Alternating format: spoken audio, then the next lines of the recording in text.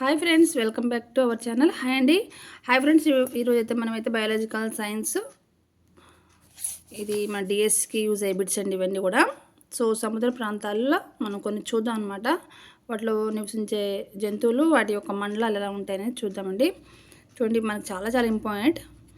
సముద్ర ప్రాంతాల్లో ఈ మండలాల్లో నివసించే యూఫోటిక్ మండలం అని పిలుస్తారండి. వాటి యొక్క కాంతి తీవ్రత ఎంత ఉంటుందంటే ఎక్కువ కాంతి లభించడం వల్ల ప్రశాంతవంతంగా ఉంటుంది. ఉష్ణోగ్రత 30 డిగ్రీ సెంటీ వరకు ఉంటుంది.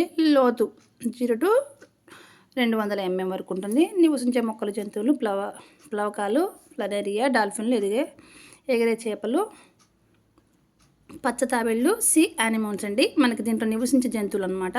మనకి ఇక్కడ ఎట్లా అడుగుతారండి, డిఎస్సిలో యూఫోటిక్ మండలంలో నివసించే జంతువులకు ఉదాహరణలు అని ఇస్తాడండి. ఇక్కడ ప్లవకాలు, పైసెలియా, డాల్ఫిన్స్, ఎగిరే చేపలు, పచ్చ తాబేళ్ళు, సీ యానిమల్స్ అనమాట. ఇవి యూఫోటిక్ మండలంలో, కాంతి మండలంలో ఎక్కువగా నివసించే జంతువులు అనమాట. బెంతిక్ మండలం అంటే మస్క వెలుతురు అనమాట. అంటే కొంచెంగా వెలుతురు కనిపించాయి అనమాట. కాంతి తీవ్రత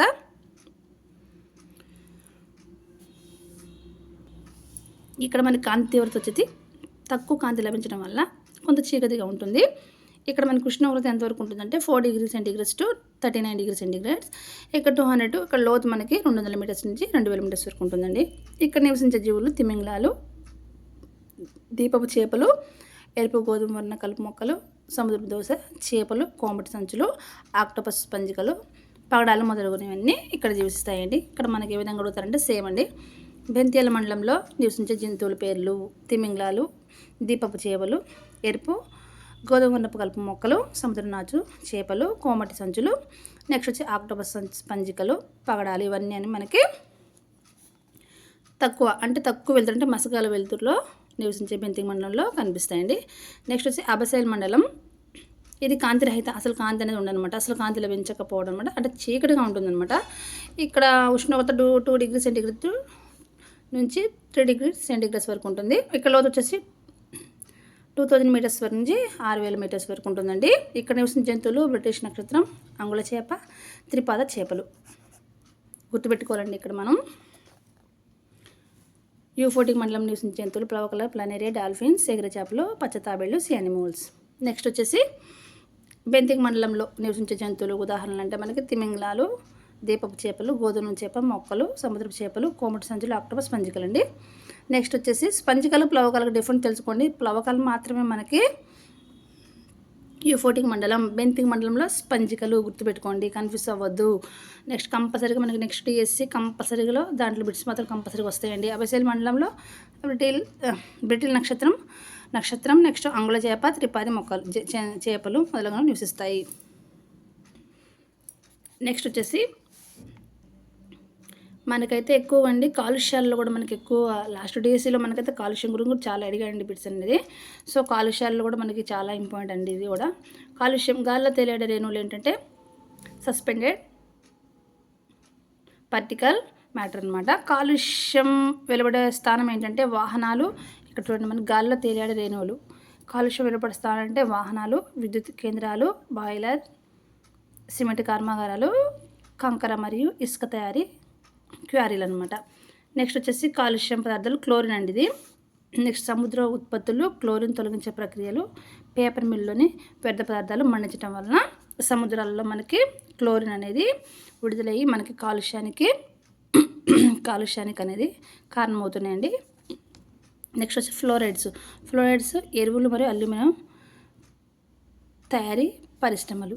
ఎరువులు మరియు అల్యూమినియం తయారీ పరిశ్రమల వలన ఫ్లోరైడ్ అనమాట, కాలుష్యం అనమాట.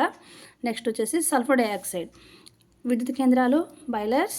నెక్స్ట్ సల్ఫ్యూరిక్ ఆమ్లం తయారీ, ముడి ఖనిజాలు, పెట్రోలియం శుద్ధి కర్మాగారాలు. దీని ద్వారా మనకి కాలుష్యం అనేది సల్ఫర్ డైఆక్సైడ్ అనేది ఏర్పడుతుందండి. మనకైతే చాలా చాలా ఇంపార్టెంట్ బిట్స్ ఇవి కూడా. సీసం ఎక్కడి నుంచి అంటే ముడి ఖనిజాలు, శుద్ధి బ్యాటరీ తయారీ, వాహనాలు. నెక్స్ట్ వచ్చేసి నైట్రోజన్ ఆక్సైడ్స్ అనమాట. వాహనాలు, విద్యుత్ కేంద్రాలు, నత్రికామ్లం తయారీ ద్వితీయ కాలుష్య కారకం. నెక్స్ట్ వచ్చేసి పెరాక్సీ ఎస్టైల్ నైట్రేట్, PIN, ద్వితీయ కాలుష్య కారకం. నెక్స్ట్ వచ్చి ఫార్మిల్డిహైడ్ అంటే ద్వితీయ కాలుష్య కారకం. ఓజోన్స్ కూడా ద్వితీయ కాలుష్య కారకాలే. కార్బన్ మోనాక్సైడ్స్ వాహనాలు, అసంపూర్ణంగా మండిన ఇంధనాలు. వాహనాలు, అసంపూర్ణంగా మండిన ఇంధనాలు. హైడ్రోజన్ సల్ఫైడ్ పేపర్ మరియు పెట్రోలియం పరిశ్రమలు. హైడ్రోకార్బన్స్ అండి వాహనాలు, పెట్రోలియం పరిశ్రమ అండి. ఇక్కడ చూడండి హైడ్రోజన్ సల్ఫైడ్ H2S అండి పేపర్ మరియు పెట్రోలియం పరిశ్రమలు.